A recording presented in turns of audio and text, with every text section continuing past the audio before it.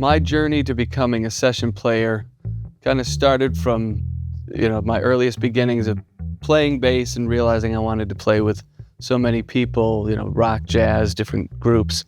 I actually, tried to do that in my hometown in Massachusetts. There's just not enough happening there, so I moved to Boston after going to Berkeley. And then that's when I really found myself in a couple studios, but it really took hold when I moved to LA in 2000 and started working with some artists here. Robin Thicke was among them, and he had an engineer that brought me and put me in front of other producers. And it really, I found that it just sort of expanded, and one call led to two calls, which led to 5, 10. So within 5 years of being in LA, I could really call myself a session player because I found myself working with so many different artists in a variety of situations.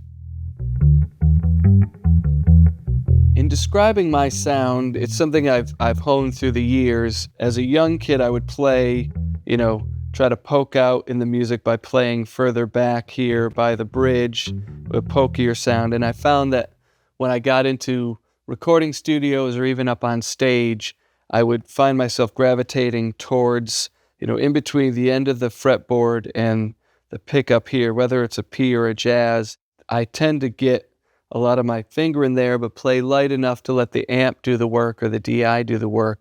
So I'm always going for like a real, earthy, thicker tone that really is supportive in a group as opposed to sticking out. And, through the years, it's just I describe my tone getting warmer, fuller, rounder.